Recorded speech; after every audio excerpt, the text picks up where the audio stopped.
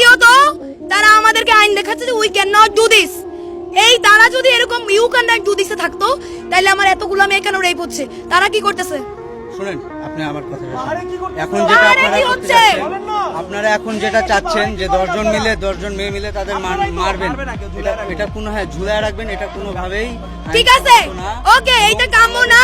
বাংলাদেশ সেনাবাহিনী এটা করতে দিবে না।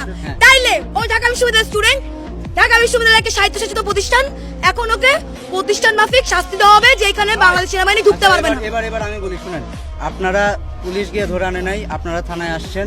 এখন আমরা এত ইজি না, যা বললেন করে ফেললেন, ইটস নট লাইক দ্যাট। মানে আপনারা থানায় নিয়ে আসছেন, now you have to trust on police.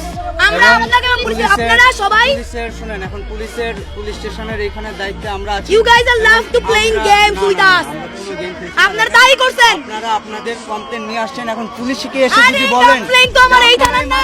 আমি তো পুলিশকে বলছি কমপ্লেইন। ওয়েট, আপনারাই মারবেন। দাঁড়ান এক মিনিট আমি কথা বলতে চাই। সে রেপ কথাটা উল্লেখ করেনি। আপনি কাকে জোর করেন নাই? কথাটা বলবেন সিথি দ্বারা সে রেপ কথাটা উল্লেখ করবে। সে রেপ করেছে, সেই কথাটা স্টেটমেন্টে উল্লেখ করবে। তার থেকে স্টেটমেন্ট নাই, এটাতে আমার কোনো নেই। আমার একটা মাত্র কনসার্ন যে আপনারা আইন বহির্ভূত, এটা প্রোটেকশন না। প্লিজ বুঝার চেষ্টা করেন, প্রোটেকশন ইজ সামথিং এলস। আপনারা 10 জন মিলে ক্যান্টনমেন্টের মধ্যে এই প্রটোকল থাকলে তনু মারা যাইতো না রেপ হয়ে।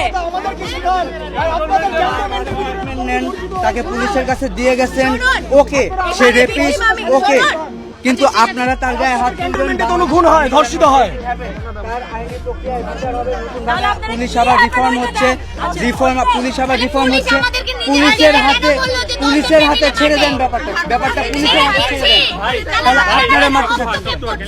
আমি ভিকটিম, আমি কথা বলবো। আমি চাই সে রেপ কথাটা উল্লেখ করবে।